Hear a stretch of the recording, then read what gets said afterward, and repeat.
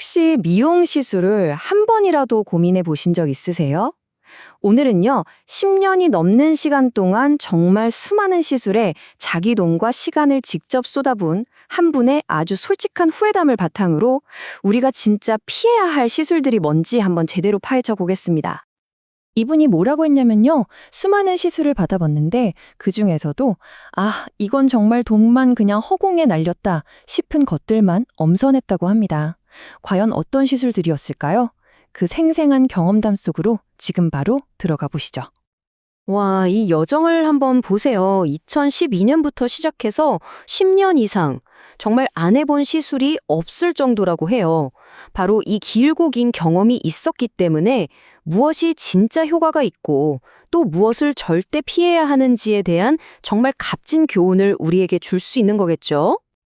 자, 첫 번째 교훈입니다. 바로 누가 시술하느냐가 정말 중요하다는 건데요. 우리는 보통 저 기계 최신이다, 저 기술 대박이다 이런 거에만 집중하잖아요. 근데 진짜 중요한 건 그게 아니었다는 거죠.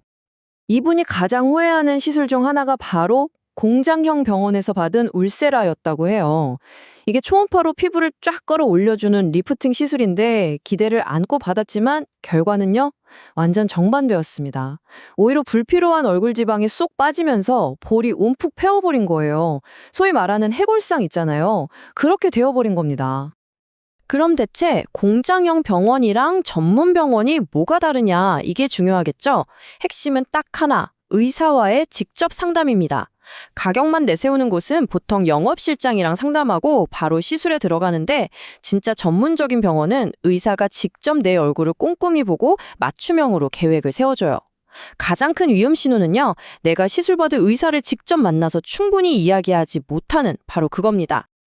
이야, 이 비유 정말 기가 막히지 않나요? 똑같은 김치, 똑같은 돼지고기로 김치찌개를 끓여도 누가 끓이느냐에 따라 맛이 하늘과 땅 차이잖아요. 시술도 똑같다는 거예요. 아무리 좋은 최신 기계를 갖다 놔도 그걸 다루는 의사의 손기술이랑 디자인 감각에 따라서 결과는 완전히 달라진다는 거죠. 이 의사 손이 얼마나 중요한지는 보톡스처럼 비교적 간단하다고 생각하는 시술에서도 확 드러나요. 엉뚱한 곳에 주사를 맞아서 3개월 동안 웃지도 못하는 조커 얼굴이 되거나 승모근 보톡스를 너무 세게 맞아서 팔을 못 들었던 그런 끔찍한 경험도 있었다고 합니다. 와. 자, 그런데요, 진짜 문제는 여기서부터 시작됩니다. 첫 시술이 잘못됐을 때 우리는 그걸 고쳐보려고 또 다른 실수를 하곤 하죠. 이게 바로 후회의 늪으로 빠지는 아주 위험한 도미노의 시작입니다. 이 과정을 한번 보세요. 진짜 악순환의 연속입니다. 첫 번째, 잘못된 울세라로 볼이 푹 꺼졌어요. 그러자 두 번째, 바로 그 병원에서 이거 필러로 채우면 된다고 제안을 하죠. 그럼 결과는 어땠을까요? 세 번째, 얼굴이 막 찐빵처럼 부자연스러워지는 최악의 결과가 나온 거죠. 결국 하나의 후회가 두 배의 후회를 낳은 셈이에요. 필러 같은 걸 얼굴에 넣는 것에 대한 근본적인 경고가 바로 이겁니다. 얼굴에 뭔가 이물질이 들어오니까 중력의 영향을 더 받아서 축축 처지는 느낌, 되게 무거운 느낌이 든다는 거죠. 결국엔 나만의 자연스러운 매력마저 잃게 될 수 있다는 거예요. 자, 세 번째 파트로 넘어왔습니다. 바로 즉각적인 해결책이라는 신화에 빠졌던 건데요. 우리 다들 그렇잖아요. 이거 하나면 끝. 이거 하면 바로 해결돼. 이런 최신 유행 시술의 유혹에 혹하기 쉽죠. 첫 번째 타자는 바로 지방을 얼려서 없앤다는 젤틱입니다. 와, 말만 들으면 엄청나죠? 영구적으로 지방을 파괴해준대요. 그래서 엄청난 고통과 비용을 감수했는데 현실은 효과 제로, 하나도 없었다고 합니다. 자, 그럼 이건 어떨까요?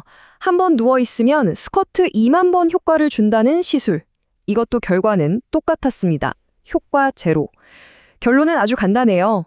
기계에 돈 쓰지 말고 그냥 그 돈과 시간으로 직접 스쿼트를 하는 게 훨씬 낫다는 거죠.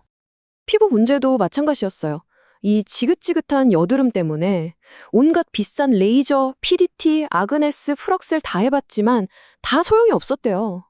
근데 진짜 해결책은 의외로 아주 기본적인 거였습니다. 제대로 된 피부과 전문의를 찾아가서 진단받고 약을 바꾸고 혹시나 해서 알레르기 검사를 받았더니 세상에 요거트랑 치즈가 원인이었던 거죠. 해결책은 기계가 아니었던 겁니다. 그럼 피부 속에 녹는 실을 넣어서 당겨준다는 실 리프팅은 어땠을까요? 이건 얼굴에 실이 들어가는 그 불쾌한 느낌이 정말 끔찍했고 그나마 있던 효과도 진짜 눈 깜짝할 사이에 사라졌다고 합니다. 다시는 쳐다보지도 않은 시술이라고 하네요. 자, 이제 이 모든 뼈 아픈 경험을 통해 얻은 마지막 그리고 가장 중요한 교훈입니다. 이건 어떤 특정 시술에 대한 얘기가 아니에요. 우리가 미용을 대하는 근본적인 태도, 그 자체에 대한 이야기입니다. 생각해 보세요. 10년 넘게 정말 안 해본 게 없는 이분이 만약 타임머신을 타고 20대의 자신에게 돌아가서 딱 한 가지만 경고할 수 있다면 과연 뭐라고 말해줄까요? 그 대답은 정말 단호하고 명확했습니다. 제발 어떤 일이 있어도 절대 뼈를 깎는 안면 윤곽 수술만큼은 하지 마라. 안면 윤곽 수술은요, 말 그대로 얼굴뼈 자체를 바꾸는 거라 되돌릴 수가 없어요. 당장은 예뻐 보일 수 있겠죠? 하지만 나이가 들면서 뼈를 지지해주던 살들이 중력을 이기지 못하고 훨씬 더 빠르고 심하게 처진다고 합니다.